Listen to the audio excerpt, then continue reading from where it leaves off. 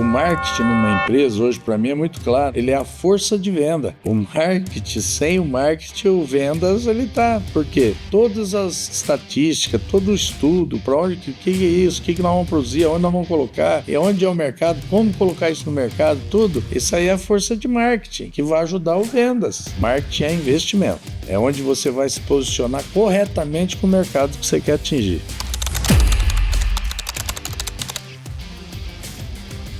Realmente, numa sociedade, não dá para ser todo mundo igual. É benéfico ter as diferenças até para trazer para a mesa, discutir e, na verdade, essas diferenças somarem para um complementar o outro. Eu nunca botei debaixo do meu braço e fui um coronel e falo, não, é assim, assim, assim, assim. Então, quer dizer, quem comanda o negócio? Eu vou criar o quê? Um herdeiro, eu não vou criar um sucessor. O dia que eu faltar, aqueles caras nunca tiveram atitude de decisão. Sempre cumpriu aquilo que o pai determinou, o tio determinou. Nunca fiz isso com eles. Nossos negócios são feitos de pessoas, negócios são feitos de relacionamento. Seja ele qual for, relacionamento. Você pode ter a melhor empresa. Se você for um cara ruim de comunicação, ruim de relacionamento, você está fadado a quebrar. Qualquer negócio é relacionamento.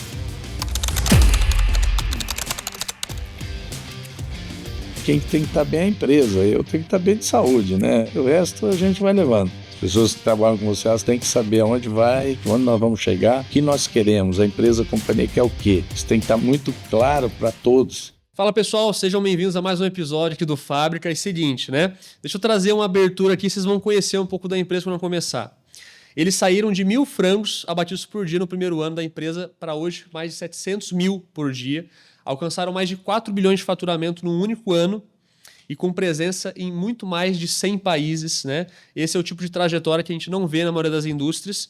E eu estou recebendo hoje Ciliomar Tortola, fundador e presidente do conselho da GTF. Né? Ele vai nos contar um pouquinho como foi a construção desse grupo do zero. Né? Vamos falar sobre as decisões que definiram o negócio, né? O que eles, qual foi o processo para eles chegarem onde chegaram, falar um pouco sobre erros, acertos. Enfim, Ciliomar, muito obrigado, cara. Agradeço por nos me receber para a gente poder conversar um pouquinho. O prazer é todo nosso em atendê-los aqui e passar aquilo que a gente possa somar aí, né, no dia a dia das pessoas. Perfeito. Cara, ó, você começou, na verdade eu estudei um pouquinho antes de conversar aqui, vocês começaram em 92, né, com abatimento de aves, mas antes vocês já trabalhavam com animais vivos, né? Se eu não me engano, em 89, mais ou menos, né? Cara, como é que foi você e seus dois sócios na época, né? Você, o Rogério e tudo mais, esse início, assim, o que motivou vocês a dar esse start, né? Para a gente começar lá do início, o que vocês enfrentaram, né? Com o empreendedor, hoje talvez esteja começando ali, ou nos primeiros anos está galgando, como é que foi esse início? Na verdade, eu sou de Indianópolis, né? Aqui do lado de Cianorte, e o Rogério também. E aí, lá iniciou-se uma criação de aves no município nos anos 84, por aí, sabe? Uhum. E isso nos despertou, né? O pessoal foram criando, né? Construindo galpões, aí chegaram em um abatedouro de aves que existe lá até hoje, né? Em Indianópolis, e isso foi nos motivando.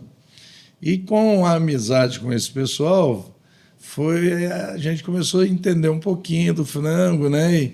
E nos chamou a atenção, e eu e o Rogério resolvemos entrar no ramo de cria, não de abate, só de cria. Nós criávamos e vendíamos as nossas aves vivas, né? Uhum.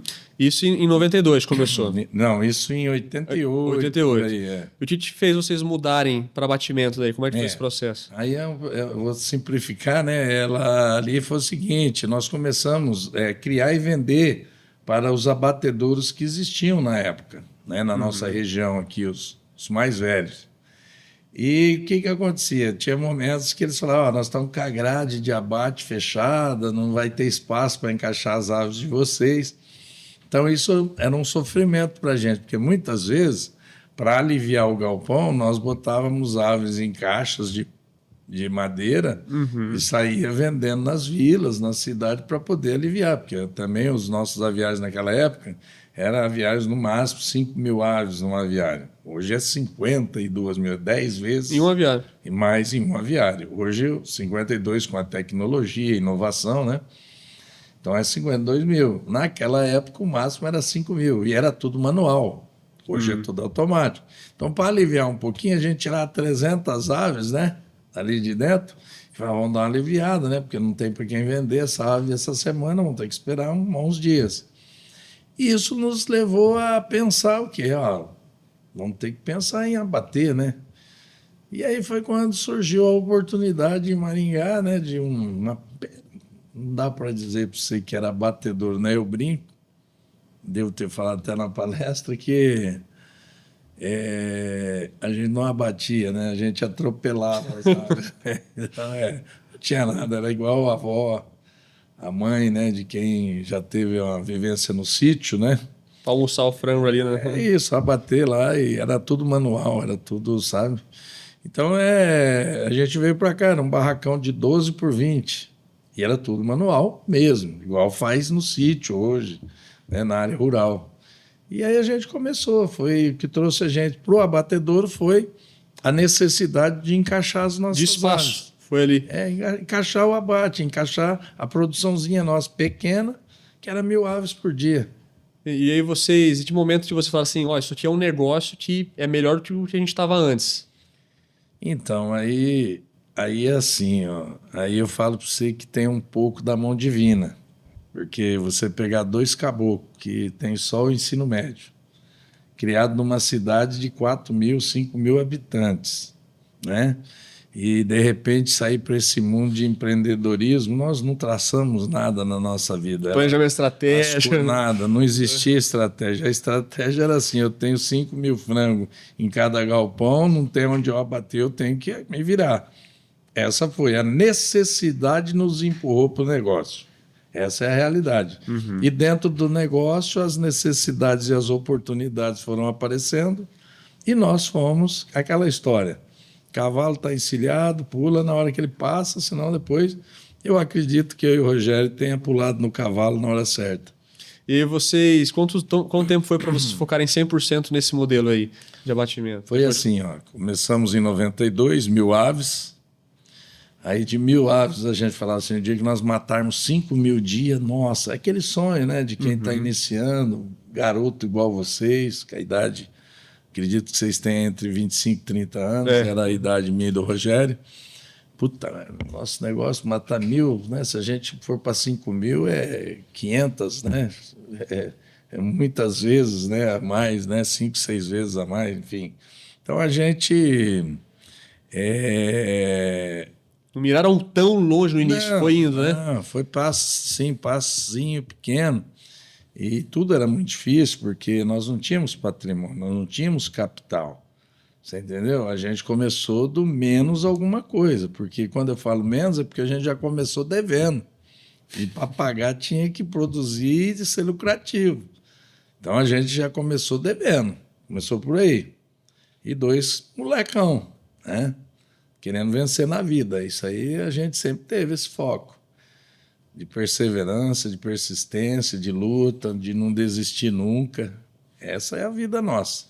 E aí, naquela época, a gente falava, ó, chegar em 5.000, tá bom. Aí a grande tacada nossa, se é isso que você me perguntou, foi quando a gente saiu para 15.000 aves. Nós fizemos o primeiro investimento dos nossos, sabe? Foi para 15.000 aves, que foi em 96. 4 anos depois. Ali. Aí nós saímos de 5, chegamos a 5, 15.000, chegamos nos 15.000.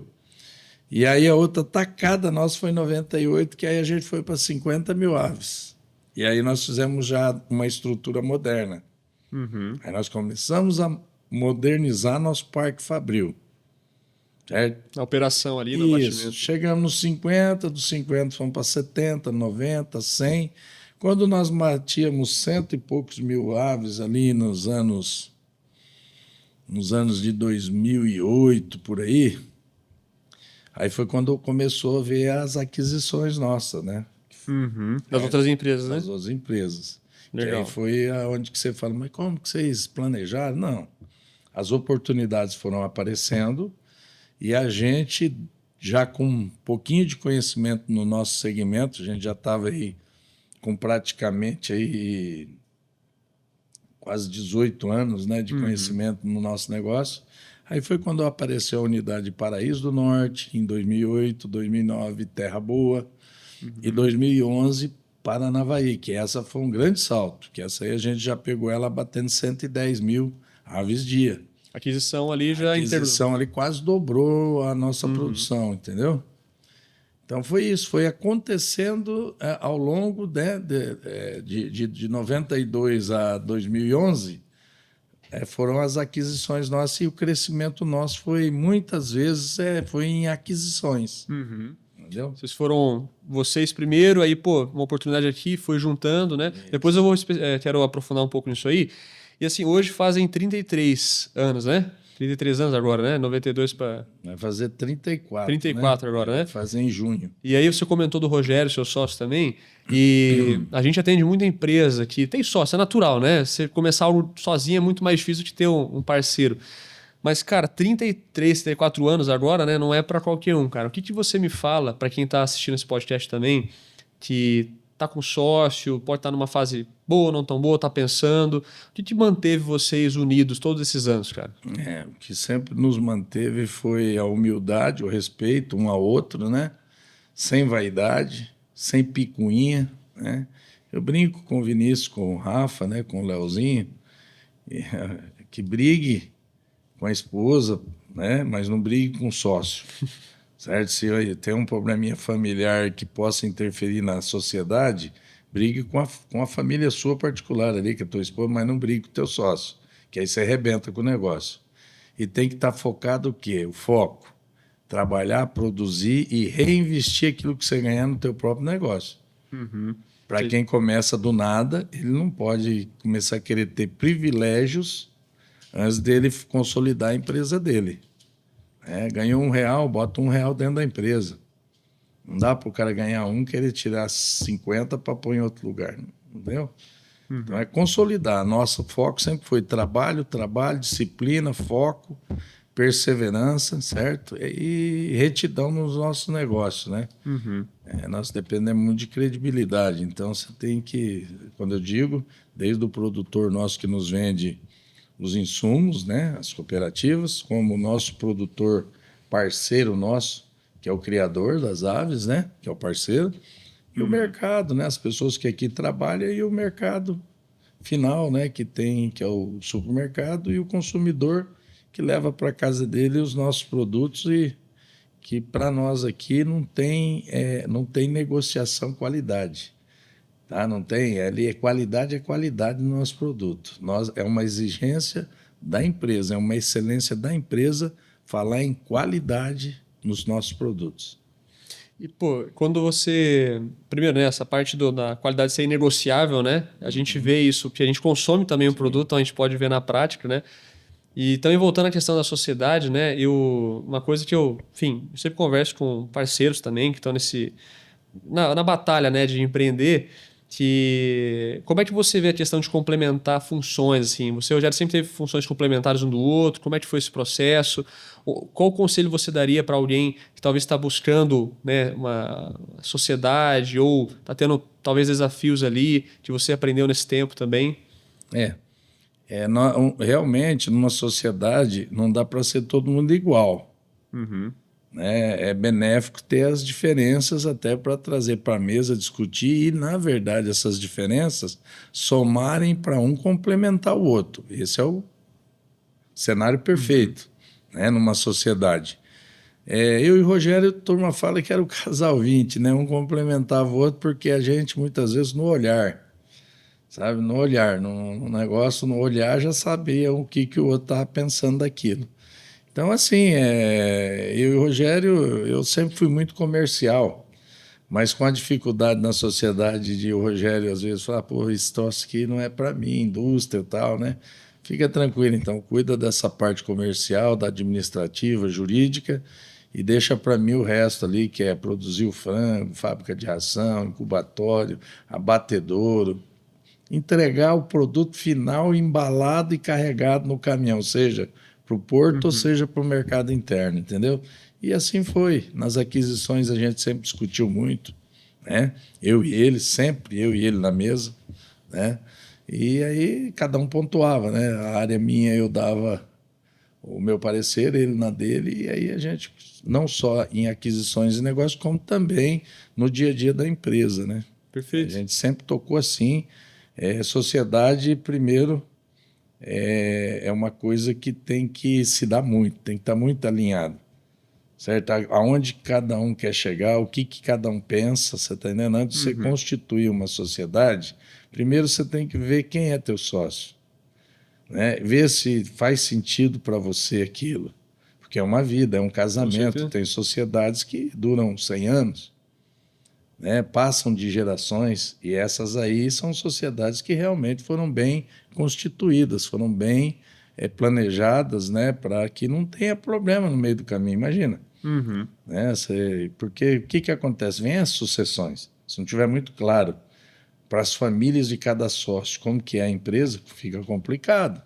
O objetivo está alinhado das duas, Tem dos que dois. estar, tem que estar principalmente nos cabeças pensantes, porque unir família começa a se, né, 5, 6 filhos cada um, e aí vem as noras, e vem os genros, vem os netos, e aí como é que faz? Então a empresa ela tem que ter o DNA do fundador. Como que ele pensava? É isso, está dando certo? Não tem que mudar. Você tem que inovar sim, mas aquilo que está dando certo e manter uma empresa em pé, que é o relacionamento, tudo na vida é relacionamento. Se você tiver um relacionamento ótimo com o teu sócio, com seus diretores, gerentes e os seus colaboradores, vai embora. A gente vê muito isso na GTF pelas redes, porque a gente conhece, já trabalhou, trabalha aqui, o quanto vocês conseguem ir do topo ali a todo mundo que trabalha, né, essa cultura. E aproveitando que você também falou sobre a questão de sucessão, né, vocês são um case de sucesso nisso, mas quando a gente fala também de indústria, vamos botar aí, não quero generalizar, mas pelo menos 60%, 70% são indústrias familiares, né? Que aí o cara começou, que nem vocês começaram, né? E que aí tem poucos caminhos. Ou ele vai vender a empresa, né? Ou ele, enfim, não vai ter sucesso, a empresa vai encerrar, ou ele vai ir para a sucessão, né? Conta um pouquinho assim para quem talvez está nesse momento, a indústria, né? Sejam daqui ou de outros lugares, está nesse momento de fazer sucessão, como é que vocês conseguiram executar isso com tanta qualidade? Quais os erros você não pode cometer? Vamos falar um pouquinho sobre isso. Olha, falar em sucessão, mais uma vez eu vou dizer assim, as coisas meio que, no nosso caso, né, da nossa empresa, é meio assim, é no supetão, é na necessidade, é agora, tem que ser, né? A nossa sucessão, infelizmente, é um assunto até que eu não gosto muito de contar, mas eu perdi meu sócio para a doença, né? Meu sócio, hoje, ele está impedido, já deve ter aí uns 8 anos que ele está impedido, que ele está com uma doença degenerativa. Enfim, dito isso, né, mudar de assunto, eu tive que me virar. Nós tivemos uma RJ, nós tivemos, né, um e-mail a ela, eu perdi ele, e era só eu e ele aqui que comandava. Nós não tínhamos hoje a hierarquia que eu tenho hoje, né, o organograma que eu tenho hoje, não tinha. Aí foi aonde que veio a necessidade de eu ter um diretor, presidente. O que eu fiz? Presidente, é você, meu filho, com 23 anos, Rafael. Entendeu? Eu joguei ele para os leões. E assim ele foi lapidado. Entendeu? Não teve moleza. Tinha dia que ele estar comigo aqui nessa sala e eu ficar até com dó, porque você via aquela respiração forte, sabe? Num cara que está agoniado, você está entendendo? Está pressionado. Então, a nossa sucessão ela se deu numa necessidade de um momento da empresa, onde eu tive que trazer o Rafael primeiro, depois o Vinícius. Falo trazer o Rafa veio, o Rafa foi criado aqui dentro. A gente era muito, muito, muito simples, não tinha condições de eu ficar com esse menino numa escola particular integral, não tinha. Eu matava 1.000 frangos por dia quando o Rafael nasceu. Ele viu tudo isso eu tinha acontecer. um Fusca velho, o Rafa nasceu na dificuldade. O Rafa não nasceu comigo já numa condição financeira melhor. Entendeu? Eu andava de Fuca para cima e para baixo, o Rogério de Fiat 147. Caí no escapamento, igual eu falei aquele dia para vocês, para a estrada fora. Então, eu ainda jovem, né, jogando bola, o Rafa ia comigo. Então, o Rafa, a vida inteira, o Rafa conviveu comigo. porque não tinha onde eu deixar ele. Então, essa sucessão ela já se deu lá atrás, quando ele tinha 2, 3, 4, 10, 15, 18 Começou anos. muito antes. Né? Porque nunca ele soltou da minha mão, porque não tinha onde eu deixar ele. Entendeu? No começo era um colchonete, ele ficava sentadinho, uma sala de 3x3, eu trabalhando e ele dormindo ali no pé da minha mesa ali. Acordava, pegava um papelzinho, uma canetinha, via eu fazer negócio, ficava ali desenhando, fazendo de conta que estava fazendo negócio também. Me imitando, entendeu? Tudo que eu fazia ali. E ele foi criado assim. O Vinícius já foi estudar fora, né? Veio um pouquinho mais tarde. Mas um complementa o outro também. Então, essa sucessão foi feita de que forma? Perdi o sócio, tive que trazer o Vinícius, uma RJ, precisava de um presidente, botei o Rafael, e eu sempre por trás deles dando todo o apoio. Né? Hoje, o que eu quero hoje? Eu quero mais sair do foco e deixar cada dia que eles toquem o negócio. Você está entendendo? Eles construam a história deles. Eu e o Rogério já escrevemos a nossa aqui nessa empresa.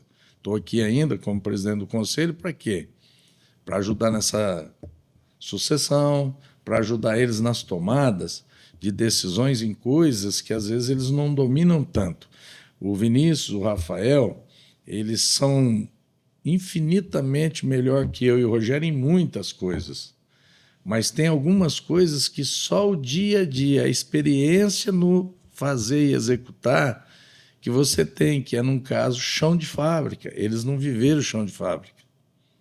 E no nosso negócio, cada etapa do nosso negócio ela é importante, porque qualquer uma delas pode tanto comprometer o resultado para negativo como para positivo. Então, esse aí eles ainda não têm 100% disso. Você está entendendo? Então, eu estou aqui por trás, decide-se no conselho e vão para a execução. Porém, aquelas coisas que não dominam, eu estou aqui para apoiá-los. E vou estar aqui enquanto tiver saúde e vontade de trabalhar, eu vou estar aqui ainda com os meninos. Então, essa nossa sucessão se deu dessa forma. E eu vejo que hoje se fala assim, mas o menino, né, vai para a faculdade, vai estudar, não vai trabalhar, tem que brincar, a criança tem que brincar. Não, a criança brinca e brinca trabalhando às vezes, você está entendendo? Você dá algumas tarefas que para certos caras que gostam, fala, não, isso aqui para mim não é trabalho, isso aqui para mim é diversão, é como jogar uma bola. É uma profissão. Tem cara que fala, não, eu faço porque eu sou apaixonado. Tem cara que eu, por exemplo, sou apaixonado por criar frango, vender frango, matar frango. Quer dizer, então isso aqui para mim, não vejo dificuldade nenhuma. Eu gosto disso aqui é minha vida. Então, o Rafael, quando eu quis dizer para você assim, o rapaz, a pessoa hoje vai sair da faculdade com 22, 23 anos, 21, dependendo da profissão, até com 28, né, se for medicina e outras coisas e tal. Para daí começar a trabalhar, não, eu defendo, e aí eu não sou Na contra prática, a né? criança brincar, não, mas eu defendo que tem que começar a ter responsabilidade desde cedo. Quer dar certo? Põe mais cedo, para já ter uma responsabilidadezinha em casa. Né? Não precisa ser na empresa, pode ser em casa, e quanto antes puder, meio período na escola, meio na empresa com o pai, faça isso, porque aqui eu fiz isso e deu certo. Pô, legal. Assim, o senhor falando, né? Eu já até anotei algumas coisas aqui. Primeiro que a sucessão, ela muitas vezes vem por formas que a gente não espera, não planejadas, ela tem que acontecer. Outra coisa é que uma sucessão ela não é bem sucedida por aquele momento, mas por tudo que veio antes. Sim. Né? Então, e tem que participar de tudo. Isso mesmo. Né? Eu assim, para quem talvez esteja nesse momento agora, não falando sobre os motivos do porquê a sucessão vai acontecer, mas falando muito sobre coisas que você percebe e você vê assim, pô, cuidado com isso, né? Fique atento a isso no início, não faça isso. Pela tua experiência, para alguém que está passando por esse momento, assim, que conselho você poderia dar? Então, é isso que eu ia te dizer. Aqui na nossa empresa, acontece muito o quê? O gostoso de ter um menino novo e um velho junto é isso aí, porque o novo ele quer atropelar e o velho ele já está naquela, não faça isso, dá uma segurada aqui, vai fazer tal coisa, ó. Assim, ó, vou dizer, nossa empresa, eu nunca proibi e nunca botei debaixo do meu braço o Rafael ou o Vinícius, que para mim os dois são filhos iguais. Como eu tenho o Leonardo também, enfim. Mas os dois que estão à frente hoje mais da empresa, então citando esses dois. Para mim, os dois são filhos iguais para mim. Veja bem, eu nunca botei debaixo do meu braço e fui um coronel e falo, não, é assim, assim, assim, assim. Então, quer dizer, quem comanda o negócio? Eu vou criar o quê? Um herdeiro, eu não vou criar um sucessor. O dia que eu faltar, aqueles caras nunca tiveram atitude de decisão. Sempre cumpriu aquilo que o pai determinou, o tio determinou. Nunca fiz isso com eles. E quando eu via que podia dar errado, eu não proibi. Eu medi o risco, Viu que era meticulei ele e falei assim, ó, vamos lá, vocês pode fazer, ó, cuida aqui e aqui. Porque quando eu fiz isso daí, eu tive um probleminha nesses 2 momentos aqui, eu tive um problema. Mas deixei fazer, você sabe por que eu deixei fazer? E medi o risco? Queria... Porque eu não quero que amanhã eles falem como que você sabe que não ia dar certo se você não deixou eu fazer. Eu não quero ouvir isso deles. Então eu medi o risco, falei, dá legal, se der vai dar um prejuizinho, mas para a experiência e a formação deles eu vou deixar. Porque você também aprende errando, cara. Com certeza. Você também aprende ensinando, que eu aprendi muito com eles, eu tentando ensinar, pô, o moleque tá ligado. Entendeu? Não tá antenado, não tá dormindo. Que eu gosto disso aí, sabe? Eu gosto de que me desafie. Eu não gosto de trabalhar com pessoas Você vê que esse processo tem que ter confronto. Não, tem que ter, cara. Isso aí é saudável numa empresa. Você já imaginou? Se eu chegar aqui e ninguém discordar de nada, tem coisa errada.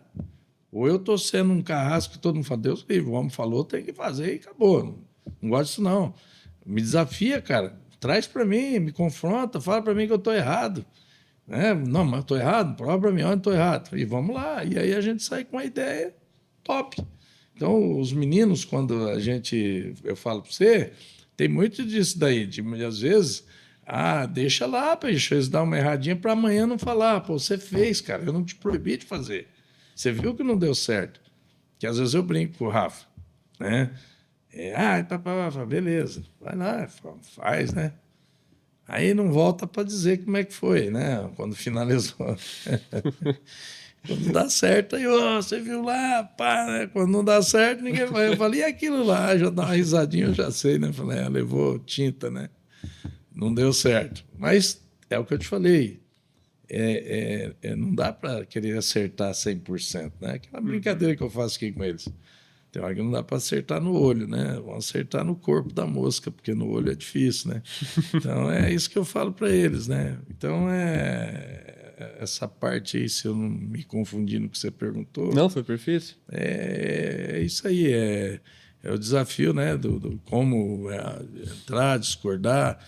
Eu entendo que o debate numa companhia ela é saudável, porque vocês mais novos, vocês têm muita coisa boa, cara.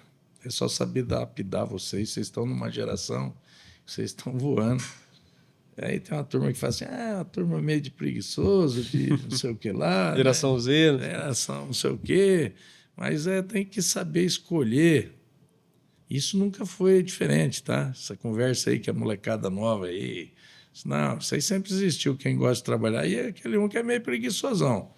Dentro da própria família, se você tiver 5 filhos, tem um que é fera, o outro é mais ou menos, um tira 100, o outro não... E às vezes o que tira 100 não se dá bem na vida. O malandro lá que não queria estudar nem nada, partiu para outro negócio e deu certo, né? Então é assim, a vida é essa. Não adianta a gente... Não tem um modelo certo. Sim. Entendeu? Não existe isso aí. Não existe falar assim, não, você tem que ser médico, você tem que ser engenheiro, você tem que ser advogado. Não. Cada um escolhe o que quer, né? Agora, o que eu digo para vocês é assim, o que tem na minha mente é detectar talentos. Cada um de vocês tem talento para uma coisa. Eu tenho que tentar enxergar esse talento para eu acertar aonde eu vou botar você para trabalhar dentro da nossa empresa. Isso que eu ia perguntar, você já trouxe antes, assim, porque, 30 e poucos anos, uma geração, mais de uma geração te acaba surgindo aí. E como é que foi a parte de gestão de pessoas com um tipo de colaborador que é diferente do cara que você trabalhou lá em 90? Ou, por exemplo, você vai estranhar. A parte de recursos humanos, tem gente que fala, é problema. Não é problema. Mas sempre foi, sempre vai ser. Mexer com gente não tem jeito. Se dentro de uma casa tem discordância, imagina dentro de uma empresa onde tem 11 mil. Mas o legal que eu gosto é desenvolver as pessoas. Isso está no DNA da GTF. Desenvolver, dar oportunidade, buscar, traz o cara aqui para cima, pega e contrata aqui embaixo, entendeu? Vamos ver, recrutar interno. Não gosto de trazer diretor de fora. Eu vi tem um caso do financeiro que está 30 anos, né? É o João Luiz, o Jurandir, nós estamos aqui com uma turma aí que eu brinco, faz. Isso aí já estão tudo na declaração de imposto de renda da GTF. Então, assim, é muito gostoso ver isso. Você vê os meninos, fizeram faculdade, rapaz. A maioria trabalhava dentro do abate. Hoje são gerentes. Tem o Rogerinho, que eu cito muito, que é o gerente nosso lá da unidade de Paranavaí. Ele administra 2.000 pessoas. Certo? Um abate de 160, 170 mil aves. Vai chegar agora. Entendeu? É uma unidade inteira. Sabe o que esse menino era? Ele chegou aqui, ele e a esposa dele, a Marli, com 16 anos, casado. É ela com acho que 16, 17, ele também. Para trabalhar no abatedouro. Você vai estudar, cara. Ele levava o Rafinha para a escola. O Vinícius para a escola. Entendeu? Ele era tipo como é que se diz? Um office boy. Uhum. Corre, sabe? Leva isso, traz isso, busca aquilo, tal. Leva os moleques na escola. Esse aí viu o Vinícius e o Rafinha com 4 aninhos para a escola. Esse Rogerinho. Cultura de Rogério desenvolvimento de vocês. É isso, cara. Meu, na minha vida não faz o sentido. Se não for para eu somar na tua vida, o que eu estou fazendo aqui, cara? Eu encher meu bolso de dinheiro e você ficar na miséria faz sentido para mim, cara? Não faz sentido para mim. Eu queria ajudar muito mais, mas infelizmente com as políticas que nós temos eu não consigo. Entendeu? Eu não estou ligando se o mercado paga 2, eu quero pagar 10. Eu aguento pagar 10? Paga 10. E paga por meritocracia, por produção. O cara é fera, tem que ganhar, cada um ganha aquilo que produz, cara. Pode ganhar igual. E aqui não pode. Se você trabalha mais e a mesma função, eu tenho que pagar igual para quem está ali. Pagou diferente, dá problema no Ministério do Trabalho. Então, a nossa empresa, estou sendo sincero, não estou sendo aqui... É um sonho meu, sempre foi distribuir a renda, o resultado da empresa. Conseguiu ano passado, retrasado. Eu vi isso. Para mim, eu me emocionei, cara, porque... Cara, não faz a meta, né? Pode acreditar, cara. O dono de empresa que pensa só nele, ele não prospera. As pessoas têm que te admirar como pessoa para produzir. Entendeu? Eu, por exemplo, tive 2 empregos com carteira registrada. Me registrei aos 14 anos para aprender naquela época. Não era faculdade, nem existia perto. Faculdade você tinha aqui em Maringá, Londrina, tinha outro lugar. Igual hoje está, né, se disseminou aí para tudo quanto era. Não tinha. Qual que era para arrumar um servicinho de escritório? Curso de datilografia você tem? Sabe bater máquina? Vou te empregar. Não tem, não tinha. Vai trabalhar no pesado. Entendeu? Hoje não, pô. Hoje está muito mais fácil, né? Então, assim, eu vejo assim, faz sentido para mim querer que as pessoas trabalhem em prol só da empresa? Não, elas têm que ter um retorno. E para ter esse retorno, tem desafio.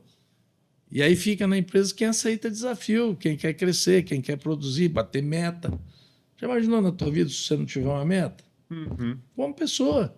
Pô, eu tenho uma meta, cara. Quero casar, quero ter filho, quero ter minha casa, quero ter meu carrinho, quero fazer 2, 3 viagens por ano. Não dá para fazer 2, 3, mas pelo menos uma.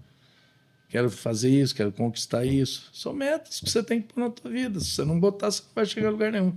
E a gente aqui é isso. Quando distribui isso aí para mim, você não tem noção. Eles podem até falar, pô, Cilinho vou usar um palavrão aqui, é foda, né? Mas assim, diretor, eu não estou preocupado com o diretor. Eles ganham bem, cara. Eu estou preocupado com o chão de fábrica, velho. O pessoal que levanta 3 da manhã para vir aqui trabalhar, entendeu? É esse povo que carrega o piano da empresa. Os diretores estão aqui para acompanhar a produção, o desafio, né? Fazer planejamento, tem tua importância. Mas quem... Tá com os caras aqui, né? É lá, velho. Que tá pegando aqui, inclusive, no fundo, o pessoal tá vendo. Isso aí, é lá. É esse povo aí que eu tiro o chapéu, levanta de madrugada para vir para trabalhar. E é esse povo aí que, quanto mais eu puder olhar por eles, a nossa empresa, no DNA dela, é isso aí, é olhar por eles. E o senhor falou uma coisa, assim, na verdade, o que você está me falando é muito legal porque tem indústria, né, que não tem nem meta para ela mesma. Imagina a meta para engajar o time, né? E sim, a gente vê isso em pouquíssimas empresas hoje, né? Eu vi o material que vocês colocaram na rede social também, né, da meta, que teve o 14º, 15º e tudo mais. E eu acho isso um insight muito legal, assim, porque o que faz o colaborador ter uma visão de longo prazo? Tipo, o empresário existe, distribuição de lucro, né? Agora, por que eu vou ficar o ano inteiro nessa empresa? Por que eu vou me dedicar o ano inteiro também? O que eu vou ganhar, além, obviamente, do meu trabalho contínuo, né? E esse enfim, vocês são um grande exemplo aí de como motivar, né? Engajar o time. É assim, né? Eu parto de um princípio. Eu, quando fui contratado numa empresa, é para eu fazer o quê? Eu aceitei. Então, eu já sou pago para fazer aquilo. Agora, olha que coisa gostosa. Além de eu ser pago para fazer aquilo que eu combinei, eu vou vir trabalhar todos os dias e vou receber X. Eu sabendo que, através do meu empenho, do meu zelo, do meu cuidado com tudo que é os bens da empresa, que não é só produzir com qualidade. Existe uma bota, os EPIs, roupa, tal, que se ele não cuidar, destrói. E a hora que você começa a botar uma meta, moçada, a gente diminuindo despesa e tendo resultado, você vai levar um percentual desse. Pô, você vê o engajamento das pessoas, um cobra o outro. Ô, meu irmão, por que você está jogando duas luvas fortes e só rasgou uma? Vai lá e pega a sua mão direita, a esquerda está perfeita. Que se não tem nada, igual você falou, eu só recebo meus tá tudo bem, foi contratado para isso, você aceitou. Sim, sim. Mas aí você já vê o engajamento, que é aquela história. Deixa uma cenoura para o cara buscar, sabe? Ó, lá em cima, se você bater meta, você vai levar X, você vai ter um 14º, um 15º. É isso, entendeu? E pensar na qualidade das pessoas, sabe? Qualidade de vida, né? Seja num transporte, numa alimentação, na roupa, lugar para descanso, entendeu? É ser humano, né, cara? Então, você Sim. quer que ele produz, tem que dar qualidade de vida. Não, nos bastidores a gente estava falando sobre sistema rodoviário aqui internamente, né, para buscar levar o pessoal. Então, tudo isso entra no tema que a gente está falando de gestão de pessoas, né? Porque eu imagino muito que também muitas coisas que o pessoal de 30 anos atrás valorizava também é o mesmo que muitos de outros valorizam, né? Você cuidar. Mas é que nem você falou, as gerações mudam, mas o talento continua ali. E vocês estão extraindo isso, né? Cilinho, eu queria voltar num tema que a gente começou a conversar no início, quando vocês viram a oportunidade de realizar aquisições. E esse é um tema muito interessante porque, às vezes, uma indústria ou uma empresa que está olhando para o crescimento, ela acredita que pode ser só ela sozinha e esticando, estressando ao máximo, quando, na verdade, tem muitas outras empresas, tem sinergia, né, com o que você faz. Eu sei que muitas coisas aí na história foi acontecendo, né, na oportunidade do cavalo, que você citou, mas qual foi a avaliação de vocês? Assim, não precisa entrar num ambiente técnico, mas tipo, cara, eu sou uma empresa, eu estou querendo crescer. Quando vale a pena eu adquirir outra empresa ou não adquirir, ou crescer eu mesmo sem necessitar fazer uma integração? Como é feita essa decisão? Ó, as nossas decisões, elas, o critério usado foi: as empresas estavam em dificuldade e a gente chamou, né? Chamou os credores, falou: tá assim, assim, você faz assim, negociamos, né? Faço. Com o conhecimento nosso, falamos: nós vamos pagar trabalhando, vamos pagar essa empresa trabalhando. Por quê? Porque duas delas eram pequenas, entendeu? Bem pequena mesmo. Matava 10, 12 mil aves por dia. Nós já estávamos matando 140. Então, a gente já tinha uma estrutura. O que somou essas aquisições? O quadro administrativo nosso não ia mudar nada.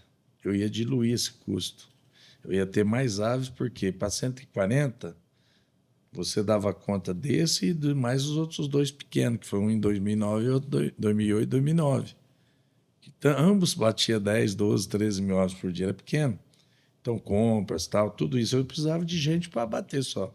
Mas o comercial, o administrativo todo, estava já diluído. E aí ele foi crescendo. Essa foi a visão. Diluição de custos, sem precisar aumentar Estrutura administrativa. Administrativa, nada. Certo? E era pequeno. Então, nós falamos pequeno, vamos ganhando um dinheirinho e vamos investindo, reinvestindo, sempre reinvestindo. Foi o que eu te falei lá atrás. Aqui sempre reinvestiu no negócio. Entendeu? Até hoje eu ainda não pensei, falei, mas eu quero ter uma situação melhor aí. Não, a empresa tem uma situação boa e às vezes o dono vive ali, sabe, gastando aquele, né? Então quem tem que estar bem é a empresa. Eu tenho que estar bem de saúde, né? E o resto a gente vai levando. Então foi assim, as aquisições apareceram dessa forma. A outra, só para te dizer, que foi a Mister, aí foi uma recuperação judicial. Aí a gente comprou ela dentro da recuperação judicial. Dentro da recuperação judicial já está negociada todas as dívidas e alongada ela para pagar em 10, 15, 20 anos, tudo. Banco, tudo. E aí, então, nós também vimos o quê? Dessa forma eu consigo sanear essa empresa, pagar todas essas dívidas dentro dessa negociação que foi feita. Então, o próprio trabalho da empresa. O próprio trabalho, porque aí nós já tínhamos uma estrutura atrás. Aquela vinha complementar que só ia ajudar. De novo, custo fixo, tal, volume. Né? Então, foi isso. Foi foram dessa forma. Oportunidades, né, que vocês viram, que vocês poderiam, por exemplo, crescer de 140 para 160 mil aves vocês sozinhos. Mas tinha uma oportunidade de uma operação rolando lá, por isso fez sentido. Porque já estava rodando, porque no nosso negócio ele é um pouco complicado. Para eu iniciar um negócio do nada, eu tenho que ter fábrica de ração, granja, abatedora, entendeu? Você pegando um estudo rodando, uma estrutura, ele já venceu 5, 6 anos, certo? E como se eu fosse fazer o meu crescimento também, interno, eu dependeria muito de botar a capital. Sendo daquela forma, ele já estava rodando e já estava negociado, né? As formas de pagar aquilo, as dívidas e tal, toda ela já alongada, tudo negociada. Então... E sinergia com o que vocês fazem, que era o que vocês faziam, né? Praticamente a mesma coisa. Totalmente. Sinergia 100%. Então, para nós, e onde estavam? Nós estávamos em Maringá. Uma oportunidade em Paraíso, que é 70. A outra, Terra Boa, que é 70 de Maringá. Paranavaí, 70. Pertinho. Então, nós estamos tudo na nossa região. Então, tudo fazia sentido para nós. Vários fatores. Um estado que é produtor de grãos, que tem um povo trabalhador, né? É isso. Então, para nós, estamos numa região, você vê, o Paraná é o maior produtor de frango do país. É o maior exportador, 40% da exportação brasileira sai do Paraná. 40% do plantel está no Paraná. De aves do Brasil é Paraná. O pão Paraná hoje representa 40%. Tanto da produção como da exportação. Caramba. É grande. Grande pra caramba. E aí, qual que foi os desafios de integração de cultura e de gente nesse processo? Porque, enfim, esses foram pequenos, mas aí teve também da Lawrence, né? Foi em 2015, né? Da Lawrence. Como é que foi esse processo, assim, de tentar, talvez, pleiteando uma aquisição? Quais são os desafios? Primeiro, né? Que nem a Lawrence ali. Primeira coisa que você tem que ver, assim, ela não deu certo por quê? Eu falo para você que é o comandante. É quem geriu. Que quando uma pessoa não está indo bem, você troca. É simples. Não está dando. Como é que nós vamos fazer, filho? Agora, quem que tem que ver isso? Quem está no comando. Né? Então, eu vejo assim, a aquisição da Lawrence, nós aproveitamos a Lawrence para que ela desse certo e continuasse dando e continua dando certo. O material humano. Dentro de uma empresa, eu falo, o maior patrimônio de uma empresa são as pessoas que nela trabalham. Entendeu? É essas pessoas que fazem a diferença. Então, eu peguei o quê? O conhecimento de 40, 50 anos de colaboradores que lá dentro estavam fazendo aquele serviço todo dia. O conhecimento desse povo é uma riqueza que só eles têm. Imagina, eu com um cara que é bom, está lá há 40 anos, o conhecimento que esse cara tem dentro desse negócio, aí eu tenho que ter sabedoria para extrair desse cara o máximo que ele tem de coisas boas em benefício da empresa. É um ativo, né? É Ele vira um ativo, né? cara. É o que eu falo, o maior ativo de uma empresa são as pessoas que não trabalham. Porque se eu chego lá, faço um limpo, falo, não, isso aqui deu tudo errado. Não, mas deu errado onde? Peraí. Eu não sou culpado, eu estou produzindo, alguém Se me trocar o mandou. time inteiro, né? Não, então, o pior erro de um empresário é chegar numa empresa e falar assim, manda tudo embora e vão contratar. Não, calma aí. Viu? Você perder a história de uma empresa, capital humano de uma empresa, não pode, cara. É difícil construir. É aquilo que você acabou de falar, como é que você identifica, cara? Como é que eu vou acertar, ser assertivo na minha contratação? Pô, as pessoas estão ali. Então, primeiro, vamos ouvir. Vamos ver onde que o cara é bom. Porque muitas vezes você gosta de fazer uma coisa, mas você é bom em outra. Uhum. Eu tenho que ter a clareza de mostrar para você o quê? Ó, cara, eu sei que você A gosta zona de potência. ué, eu sei que você gosta aqui. Mas onde você mais me traz resultado para a empresa é aqui, velho. Esse conhecimento teu aqui ninguém tem. E até nós preparar outro, eu tenho que encostar alguém em você e ficar 10 anos aí.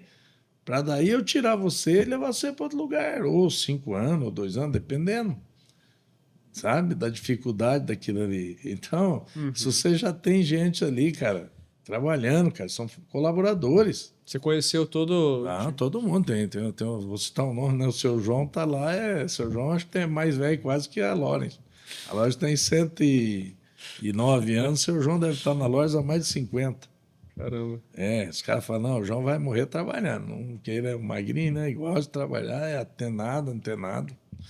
Então, Legal. assim, como é que você vai descartar as pessoas assim? Não pode, esse é o grande erro. Até porque você perde a identidade, cara. Você perde o conhecimento humano. Que levou a empresa até onde ela está, né? Lógico, Se essas pessoas... Alguém errou na empresa. A empresa entrou em dificuldade. Foi para uma massa falida. Tudo errado. De repente, se reúne essas pessoas e fala, seu juiz, deixa a gente tocar enquanto não achar um comprador. E eles fizeram, certo, o beabazinho de casa, o arrozinho com feijão, e a companhia foi tocada por mais de 10 anos por eles. E ele criou um ativo, não criou passivo. Criou um ativo. Ela saiu de uma coisa e quando nós compramos, ela tinha 30 milhões de recebíveis entre produto pronto, material para produzir, carteira de recebíveis. Então, quer dizer, uma empresa que foi para a massa falida. Os caras trabalharam 10, 15 anos e conseguiram falar, ó, nós temos 30 milhões. Ué, esse povo não está errado. Uhum. O erro não estava neles, o erro estava em quem comandou o negócio, tomava decisões, seja ela comerciais, qual foi. Mas não estava. Liderança, né? Foi na liderança. Taxativo. Então, o que a gente fez? Segurou quem quis ficar, muitos quiseram se aposentar. Mas hoje nós temos um pessoal que trabalha com nós, eu citei o João, mas nós temos muitos. Uhum. Nós temos muita gente que ficou da Lores, né? Tanto o pessoal nosso de laboratório, excelente, o pessoal aí que a gente tem o maior respeito, porque o conhecimento deles é muito grande. Cara, isso é uma coisa assim, hoje tá cada vez mais difícil de ver, naturalmente, assim, até pela natureza dos negócios, da pessoa ficar muito tempo num lugar, mas tem coisas só experiência atrás mesmo, né? E essas decisões que vocês tomaram, né, que eu acredito que são assim, precisam de coragem também, porque não são decisões simples, né? Você adquirir uma empresa, não foi só uma, foram várias ao longo do tempo, e assim, uma decisão de vocês que eu, né, enfim, a gente não... Só te cortando, essa Claro, estava claro. fora do nosso segmento. Então, amido, né? Amido. Feco. E, não, mas assim, compôs, né, Sim. mesmo o produto não sendo como das outras duas que o senhor comentou, Sim. mas era estratégico também, né? Também. E uma decisão assim que eu vi que vocês foram assim desde cedo, né, a parte de exportação, não sei se foi 2005, Por aí. por aí. E assim, agora com, enfim, China, né, tudo mais, está cada vez um pouco mais Europa, mais simples de fazer esse tipo de trabalho. O que você, para dono de indústria que hoje tem uma concentração de receita no mercado nacional, né, e está pleiteando ali talvez começar uma exportação, dividir um pouco a receita com outras moedas ali, o que fez vocês irem? Então, primeira coisa, o que faz vocês continuarem permanecendo e apostando, e o que o cara tem que olhar bem antes de fazer essa movimentação? Eu vejo da seguinte forma. Você não pode ficar num... Tipo, eu só estou na exportação e vou ficar na exportação. Vou dizer, no nosso segmento frango, 65%, 70% da produção brasileira é consumo interno. Nós temos consumo para, por exemplo, 65% da nossa produção. 35% se exporta. Então, o que eu diria para você? Eu não posso ficar nem lá, nem 100% com o pé na exportação, porque está boa. E por quê? Porque uma hora vai virar. A hora que virar, e aí? Então, assim, você estando mais ou menos assim, posicionado meio a meio, 50% do mercado interno. Qualquer movimento de 10%, 15% que você quer fazer é fácil. Sabe? Então, melhorou o mercado interno. Quero jogar um pouquinho mais no mercado interno, beleza. Quero voltar para o esporte. É fácil essa manobra. Agora, se você tiver lá 80, 20, aí você quer mudar, aí é complicado. Porque aí você está fora de mercado. Uhum. Você tem que entrar abrindo o mercado, visitando novos clientes, seja na exportação, seja no mercado interno. Então, é medir, né? Até porque também, quais são os seus custos? Eles estão baseados quantos por cento em dólar ou euro e quantos por cento em reais? Você tem que fazer até esse balanço. Pô, mas se eu estou com 30% do meu custo está dolarizado, meu entender, no mínimo, ser 30% tem que estar dolarizado também. Para você fazer. Porque senão, né? Você fazer o. Né? Senão você, daqui a pouco você fala, pô, mas e daí? Sim. Os desafios são... o Brasil é um país continental, né? Então, assim, vender nacionalmente é tão difícil quanto, dependendo da região, frete, logística, do que vender fora, né? Lógico. E para a escolha dos lugares, assim, para quem está entendendo para qual mercado vai, naturalmente vocês, né, fazem um estudo, talvez uma análise preditiva para saber como é que está o consumo, mas como é que você traria um conselho assim prático para um cara que está entendendo qual mercado que ele vai entrar, né, independentemente do segmento, escolher a praça que ele vai jogar, quais são os cuidados que ele tem que ter? No nosso caso, que é alimento, tem muito coisa de religião e costumes, né? E aí, no nosso caso, tem o que tipo de produto vai para cada país, né? Você vê, o pé de frango é China e Japão. Cultural, né? É cultural. Então, você vê. Então, o que eu estou produzindo? Aonde que está esse nicho de mercado consumidor? Primeira coisa é isso, é um estudo de ver. Aqui eu vou produzir o quê e para quem? Aonde está meu mercado consumidor? Entendeu? Aonde me remunera mais? É isso, é como você montar uma empresa. Antes de você montar ela, você vai ver. Preciso de mão de obra, onde que tem a mão de obra? Né? E a logística para mim, onde? Porque não adianta nada. Ela falou, tem mão de obra lá, vamos um exemplo só, né? Lá no Nordeste, mas o meu consumo está aqui no Sul. Vai ter que mandar de volta para cá. Vai fazer. Então, quer dizer, é tudo isso, né? Você tem que dar uma olhada. Onde está o meu centro consumidor? Né? Que tipo de cliente é o meu? Que tipo de produto eu vou oferecer? É um estudo geral, né, que você tem que fazer, seja ele de logística, de região, Sim. de culturas, né, por produto produzido, seja ele qual for, você tem que ver onde está teu consumidor, né? E é legal você estar falando isso porque a gente não precisa nem ir muito longe para outro país. Assim. Eu vejo que tem muita estratégia desde marketing. O cara quer ir, vamos supor, está no Paraná, quer ir no Rio de Janeiro. Vou dar um exemplo. A gente atende uma empresa que ela vende cerca de proteção para piscina, só que lá no Rio de Janeiro é guarda-corpo. É outro nome do produto. Não tem como eu falar a mesma coisa, né?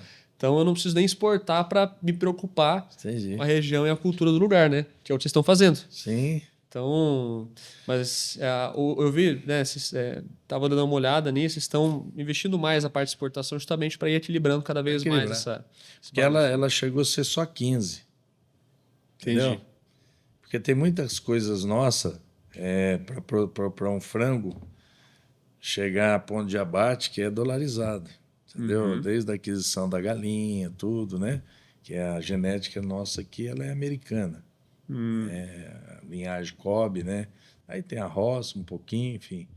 Então, e aí na composição da ração tem muitos aminoácidos e vitaminas que vêm no premix que é importado. Eu também importo alguns aminoácidos também. Então, eu tenho uma parte da minha ração que é dolarizada. Então, eu tenho um custo X, né, que é dólar. Entendeu? Vou comprar máquinas, fico devendo em euro. Então, peraí. Tem que vender em euro também, pô. Tem que vender, ué. Tem que vender 6 vezes mais aqui dentro. Tem que estar para lá e para cá, né? Então, é isso. Você tem que achar um equilíbrio, né, nos teus custos e na sua venda, o que é dolarizado e, né, para equilibrar isso aí, para você não ficar, né? Senão daqui a pouco devo em dólar, tá, cai, mas e a minha venda em dólar vai cair também. Então, quer dizer, Sim. você acha um equilíbrio ali, né? Perfeito. É isso que a gente busca aqui, né? Você tem um equilíbrio aí na dívida em dólar ou euro, né? E nos recebíveis também, né? Uhum. Pô, e você falou isso que você importa, né? Aminoácidos. Aminoácidos, né? Mas uma coisa que eu percebi, assim, que vocês têm uma verticalização, assim, cara, bem forte, né? Vocês foram abraçando várias etapas, inclusive a parte logística de vocês é própria hoje, né? Pelo que eu vi. E, assim, isso é uma coisa que eu já ouvi muita opinião, assim, sobre a indústria que é verticalizada, é melhor você focar e terceirizar. Qual que é a tua visão? Assim, óbvio que vocês têm uma visão, porque vocês são assim, mas por que vocês foram para esse caminho de verticalização? Ó, se fosse para pensar numa verticalização pesada mesmo, quando você chega num determinado tamanho, aí você fala, pô, eu posso botar uma fábrica de embalagem de plástico, que é o tanto de plástico que eu consumo. Só que não é teu nicho, não é seu negócio, você não entende aquilo, né? Do processo. Então o que a gente fez, no caso nosso aqui, por exemplo, caminhão. Aconteceu momentos de eu estar com a venda e eu não ter o caminhão, porque os nossos são frigorificados. E você ter uma parte, por exemplo, nosso, 60% transporte é próprio, do frigorificado, 60%. 40% contrata. Uhum. Então aí é mais fácil. Também tem um equilíbrio ali, né? Manter um equilíbrio. Fora isso, o atendimento ao meu cliente é diferente. Quando você chega lá com essa camisa aqui, ó, você tem uma responsabilidade, porque a hora que você voltar, você vai voltar para casa. Se você fizer algo lá que não foi legal com o nosso cliente, ele vai reclamar. E eu vou falar com você. Está fora dos padrões de atendimento nosso, entendeu? Então tem tudo isso. Porque quando você contrata frete, de lá ele vai para outro lugar. Você não domina isso. Com certeza. Então a gente quis o quê? A gente quis fazer algo que é uma prestação de serviço. Nós não estamos só vendendo um bom produto, mas nós estamos te dando também, na aquisição do produto, uma prestação de serviço, que é o frango chegar lá na hora certa, no momento certo. Existe um critério todo de atendimento que o motorista tem que seguir aquilo ali, uma orientação, entendeu? É diferente. Você contrata um camarada que está passando por aqui, quer pegar uma carga, porque ele é lá do Rio Grande do Sul. Ele pegou ali, ele já quer ir embora, eu nunca mais vejo esse cara. Não. Então a gente está personalizando o atendimento ao nosso cliente. E isso tem somado muito, que chega até na qualidade de caminhão, porque chegar uma hora eu falo assim, ó, só vou contratar caminhão e câmara fria, frigorificada com 5 anos de uso. Quando eu for fazendo isso, eu vou fazendo assim, ó. Os parceiros vão diminuindo, né? Você tem menos opção. É isso. Entendeu? E para nós é assim, é difícil administrar? Tudo é difícil. Mas a conta nossa é assim, ó, sobrou o casco em 4 anos, sobrou o caminhãozinho, judiadinho ou não, com 500, 600 mil quilômetros, tá bom. Atendemos, se pagou e sobrou aquele patrimônio ali, aquele bem. É essa conta que a gente faz. E aí, aquilo que eu te falei, 60, 40 está de bom tamanho. Legal. Assim, eu acho que uma avaliação importante, né, que vocês fizeram é entender qual parte do processo impacta, né, por logística, né? Pô, se você entrega... Hoje, por exemplo, quando você pede, não sei se o senhor compra muita coisa pela internet, mas você elogia mais o frete, a entrega rápida do que o produto. Nossa, como chegou rápido, né? Então, é uma etapa super Aqui no importante. mercado, ele encarta. Produto da marca para chamar a clientela. Aí chega lá, o fornecedor teu não... Não tem nada lá. Aí aquele cara que você atende certinho, dificilmente ele te troca. Sabe? Ele fala, por que eu vou trocar, cara? Porque para o cara do supermercado, nosso negócio de frango é centavo. Porque o nosso negócio é escala. Grande escala. Volume, né? Volume. Então, o que acontece? Para nós, 10 centavos num volume enorme é muito, mas para o dono do supermercado, ele tem lá 6, 7, 10 mil itens. Ele te dá um para te chamar para os outros 9.999.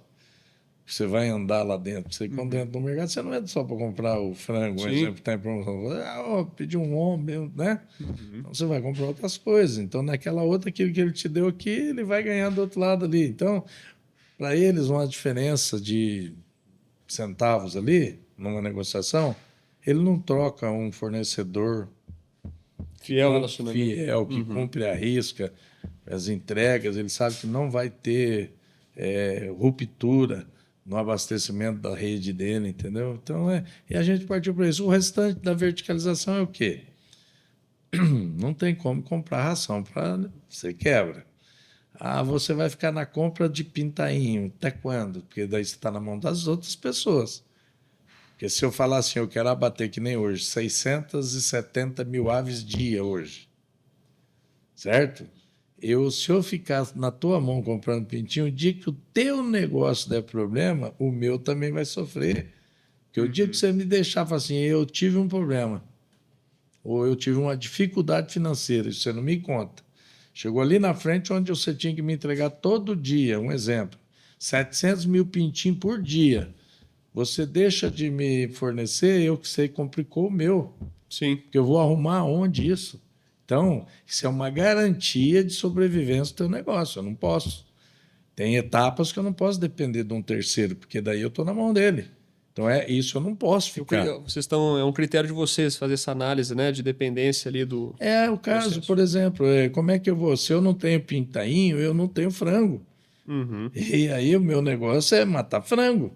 Sim. Então, eu tenho que me garantir dessa etapa que ela está na minha mão. Não vai faltar, não vai falhar. Então, a gente tem a cria, recria, a produção de ovos, o incubatório. Nosso incubatório hoje dá-se quase 10 milhões de pintinhos por mês. Então, nós temos isso. Fora isso, nós temos outras parcerias fora. É o lance também do balanço, que né? É para ter o balanço, entendeu? Então, hoje, nós produzimos quase 90% do pintainho que eu compro 10 para eu ter uma base de comparação. Como é que está a nossa produção, como é que está do meu fornecedor. Perfeito. Para eu ter uma comparação. Até aquilo que é super verticalizado, vocês têm uma gordurinha ali para avaliar e fazer comparação. A gente deixa, né? Para a gente ter noção, né? Perfeito. A gente falou do frango, né? Mas nós temos o peixe, nós estamos iniciando no peixe. Tilápia, né? Na tilápia, nós já estamos abatendo aí, se eu não me 10 a 12 mil tilápias dia. Tem hora que eu falo aves. 10 o frango da água, né? É o frango da água. Então, 10 a 12 mil tilápias dia. Então, nós estamos com uma fazenda, coisa mais linda. Uma hora vocês podem pegar umas imagens aí para mostrar para o pessoal. Coisa muito linda, lá em Terra Rica. E a gente abate aqui em Mandaguaçu, mas nós vamos construir um abatedouro nosso. Já está planejado isso aí para os próximos 4 anos. Legal. Não sei se os meninos falaram para vocês, mas nós temos aí quase 1 bi de investimento para os próximos anos. Eu vi. 7, 8 anos aí para frente, entendeu? Então, por quê? Porque é demorado esse investimento. Que é aquilo que você falou, por que às vezes vocês poderiam e vocês foram para aquisição? Porque até eu consegui fazer toda a cadeia, toda ela. Porque o abatedouro é fácil de construir, mas e granjas? Para parceiros, para criar isso, para abastecer o abatedouro.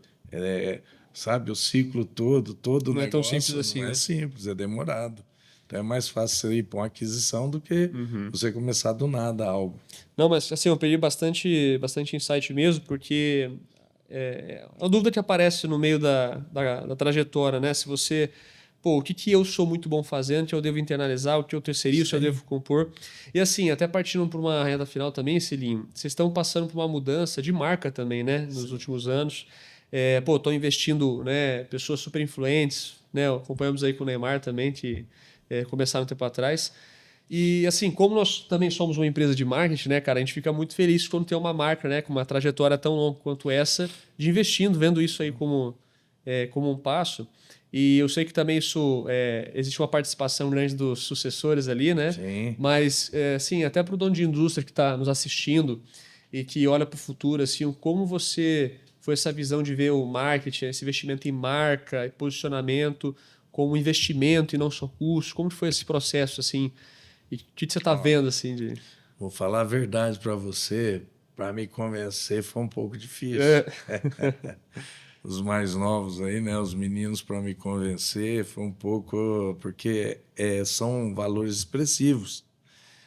Primeiro, mudar a marca, mudar não, a concepção da Uhum, marca ali, né, porque a gente tinha várias marcas e ficou canção para o frango. Né? Nós tínhamos Libelares, uhum, Mister Frango e tal, e para consolidar. Fora consolidar isso, a gente também mudou, porque ela era uhum. manuscrita e ela hoje é caixa alta tal, para ficar uma comunicação, segundo vocês aí que é, né? No meio fica mais fácil essa comunicação. Então, deu uma repaginada na marca. Segundo, parar de falar GT Foods e falar GTF, né? Então, essa mudança, aí eu fiquei meio assim, né? Mas hoje eu vi que nós fizemos, foi acertada. Essa mudança foi acertada também. E aí, sobre investimento, que aí olhar, ó, é custo ou é investimento? Isso. Realmente é investimento. Então, para te falar a verdade, como isso não faz muito tempo, né? Foi ali atrás um pouquinho, eu ainda estou observando isso, tá? Ontem nós tivemos uma reunião, o próprio Rafael e o Vinícius falou, peraí, o pai, mas pai, não tem um tempo de maturação disso, ainda está meio, né? Uhum. Porque eu já, né, querendo cobrar resultado, né? Tipo assim, nós investimos, né? E aí, quando, não, calma, tá vindo, não é assim. É um plantio É um ali, né? plantio, então a gente está aqui ainda, né, para colher ali na frente. Falei, não, beleza. Então, assim, falar para você que foi fácil essas mudanças, né, com a vinda deles, né, que isso eu não vou mentir para vocês, isso é coisa dos meninos, né, porque eu sou daquela geração que assim, nossa, quanto? Vai pagar o quê para o Neymar? Quanto vai custar isso? Quanto vai custar o Santos para nós, entendeu? É isso. Mas assim, mesmo assim, é muito legal ver que, como você foi fundador da empresa desde o início, que esse processo, assim, como você falou, né? Tudo é em conjunto, seja com o sócio ou com uma sucessão, e que você falou assim, não, cara, eu confio, vamos ver o que vai acontecer, né? E de certa forma foi uma atitude, né, que você está concordando, né? Você está ali junto, está comprando a briga, e eu falo isso porque naturalmente, como a natureza do nosso negócio, né, o nosso dia a dia é entender realmente, cara, isso aqui é um marketing, ele não pode ser um custo para a empresa, ele tem que ser algo que gere lucro, que gere retorno mesmo, né, que gere marca. E ver marcas como vocês investindo dessa forma, independentemente de estar em avaliação, já mostra assim que a gente tem, assim como a forma de lidar com o colaborador, tem coisas novas para o mercado também. Mas foi muito legal de ter ver você abraçando a causa também, independentemente, estamos juntos, que nem você falou na sucessão. Não, o caso, por exemplo, o marketing numa empresa, hoje, para mim, é muito claro. Ele é a força de venda. O marketing, sem o marketing, o vendas, ele está. Por quê? Todas as estatísticas, todo o estudo, para onde, que é isso, o que nós vamos produzir, onde nós vamos colocar, e onde é o mercado, como colocar isso no mercado, tudo. Isso aí é a força de marketing, que vai ajudar o vendas. Sim. Então, o vendas ele vai entrar para uma negociação, mas toda a estratégia ela tem que sair do marketing. É o marketing que define isso aí, é o marketing que vai posicionar, inclusive até em questão negocial, de preços e tal, qual Até uma nicho de percepção. mercado, isso, todo um estudo. Porque marketing não é só contratar um Neymar e botar lá, não, isso aí entendeu? Marketing mesmo é aquele cara que está na venda, ele está no ponto de venda, ele está ajudando a equipe de venda, ele é o ponto de apoio para vendas. Sem ele, eu vejo que para uma empresa do tamanho da nossa é complicado. Sem um marketing atuante, hoje em várias situações. Entendeu? Desde que como que nós vamos se apresentar, como nós vamos botar isso para o nosso público, como Qual que nós é vamos. a percepção do público sobre nós? Isso, é um estudo, certo? Lá dentro do supermercado, por exemplo, como que fica esse produto, como vai chamar atenção para o consumidor escolher o nosso produto entre tantos outros que está na gôndola, tão bom quanto o nosso. O que vai fazer com que ação do marketing que vai fazer com que você vá lá e escolha o frango canção? Perfeito. É isso, porque nada mais é venda do que você tem que repor. Uhum. Não é só uma. Ela tem que ter a recompra. E se não está tendo, o marketing vai dizer, ó, estamos falhando nisso, estamos falando aquilo. Perfeito, cara. Porque o vendedor está ali fazendo o quê? Eu estou negociando vender, preço. Né? Né? O marketing tem que vender. Então, o papel do marketing dentro de uma empresa, hoje, eu não consigo mais ver. Eu via diferente, tá? Na nossa empresa lá atrás, marketing era o quê? Vamos fazer uma camiseta, fazer isso, fazer uma canetinha. Uma parte, assim, né? Mas é a cabeça, você está entendendo, do empresário? A minha, não tenho vergonha de dizer para você que era essa. Sim, sim. O que é esse povo? É para desenvolver uma embalagem, para isso aqui. Não.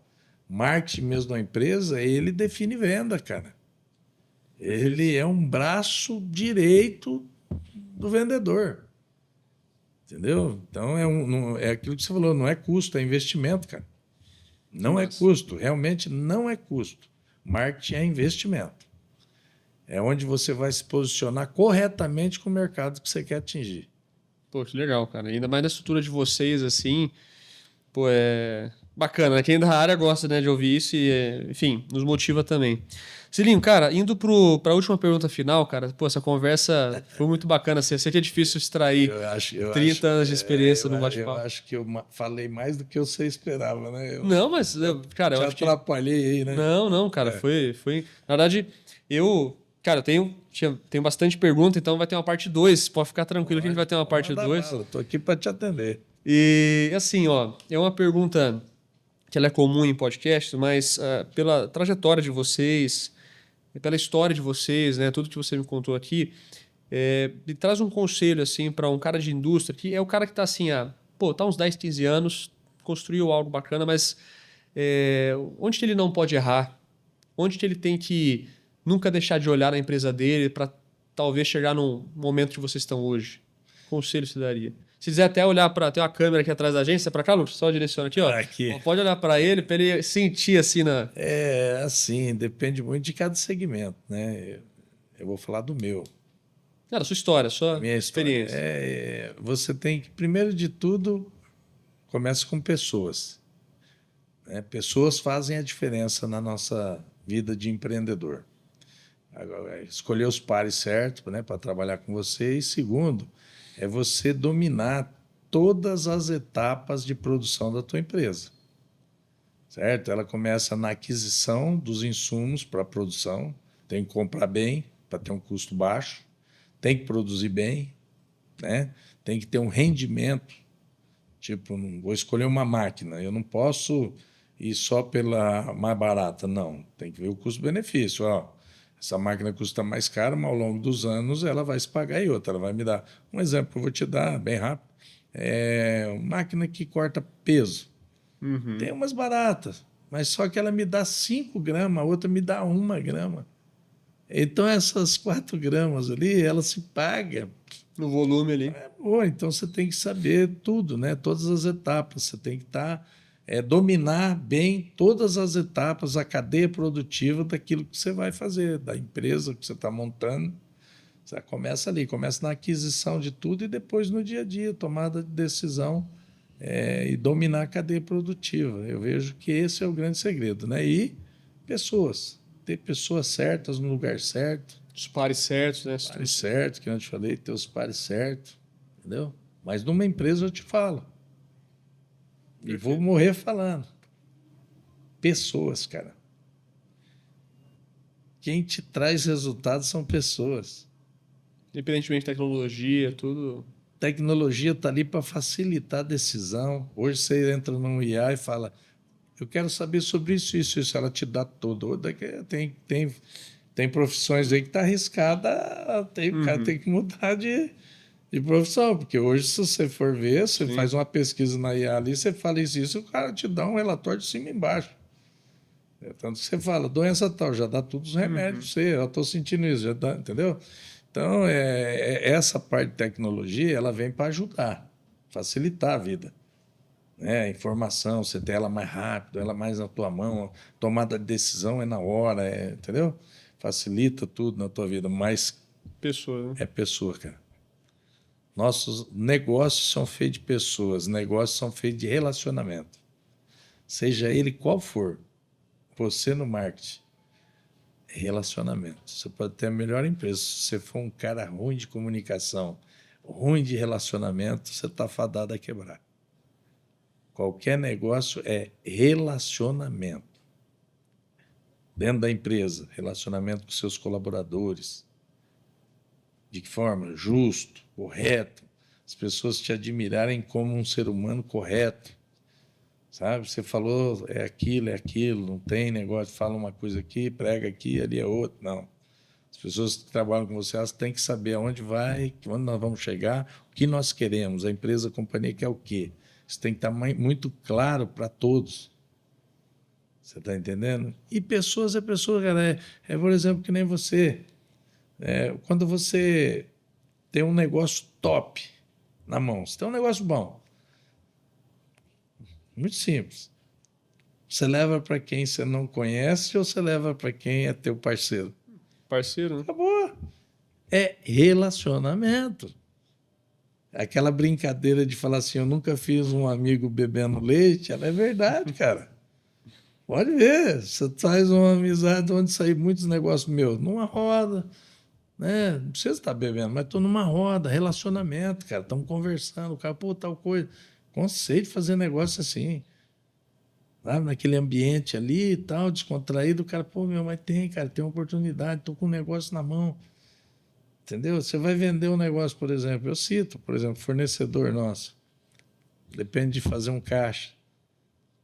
Ele vai levar para aquele cara que é próximo dele. Com certeza. Falo, bicho, eu preciso fazer caixa, vou te vender até mais baratinho um pouco, porque eu preciso levantar um dinheirinho. Uhum. Vai trazer para mim, que sou parceiro dele. Vai levar. Então é relacionamento. Tudo na vida é relacionamento. E é pessoas que fazem relacionamento, não é máquina. Cara, pessoas, pares, que damos na cadeia produtiva. Então, ó, você que está vendo aí, já anota. Silomar, muito obrigado, meu amigo. Obrigado por esse bate-papo. Foi fantástico. E ó, a gente tem uma lembrança, cara. Deixa nossos bastidores aqui nos ajudarem. Você te ajuda, se te ajuda. Mas... Eu e mais todo mundo que vai assistir esse podcast, com certeza. Mas, cara, é uma lembrança mais por honrar o teu tempo mesmo, que o senhor dedicou pra gente conversar. Posso abrir? Pode, deve. Deixa eu abrir aqui, né? Quer dizer, fica à vontade, né? O presente é seu, você que manda. Aqui, ó. O pessoal tem que ver o que eu tô ganhando aqui também, né? Deixa eu segurar pra você. Segura aí pra mim, por favor. Olha eu não sabia onde o senhor curte Você viu aí? Churras? Uau, mano. Aí, ó, coisa linda. É ali, aqui? Tem umas três aí. Umas três? Uma fatinha. Jack Daniels, isso aqui vai lá para minha coleção lá, gosto mesmo. Obrigado, viu? Muito obrigado. Silomar, é só uma lembrança, meu irmão, obrigado, tá? Obrigado, com certeza o sucesso que a GTF tem vem muito, né, do senhor, dos seus sócios, de toda essa trajetória. E a gente vai, né, continuar acompanhando. Espero que tenha uma parte 2 aí contigo, daqui a pouco até o Rafa, um bate-papo. Também. E, bom, acho que é isso. Né? Tem um recado final? Pessoas fazem a diferença. Perfeito. Aposte na tua equipe, dê valor na tua equipe, selecione seus pares, mas quem faz a diferença são pessoas. Pessoas trazem resultado. Perfeito. Se você nos acompanhou, né? Não sei se você está vendo isso de noite, de dia, não importa, mas muito obrigado, né? Comenta aqui o que você mais gostou. Comenta também quem você gostaria de ver no próximo episódio. E é claro, né? Com certeza estaremos de volta com o Silomar em breve. E a gente se vê no próximo episódio do Fábrica. Valeu! A tecnologia dentro das indústrias sempre teve um objetivo: ter um produto excelente. Mas, nos próximos anos, com a evolução do digital e as suas possibilidades, a inovação vai ganhar um novo papel: escalar vendas. E é aí que nos chamam. Somos a Tria Digital. Nascemos para dar direção estratégica às indústrias. Não apenas para enxergarem o potencial que o digital oferece, mas para alcançarem esse crescimento na prática. Depois de mais de 200 projetos realizados, entendemos o que mais funciona no setor. Não são cliques, nem curtidas, nem seguidores. O que entregamos vai além disso. É previsibilidade, escala, receita. Em cada projeto, mapeamos a jornada do cliente, posicionamos a marca, ativamos os canais certos, da geração de leads ao e-commerce, e preparamos o time comercial para transformar essa demanda em venda. Com método, consistência e com acompanhamento. Porque na indústria, marketing não é só visibilidade. Tem que gerar resultado, tem que transformar. E é para isso que a gente existe. para mover indústrias para o futuro.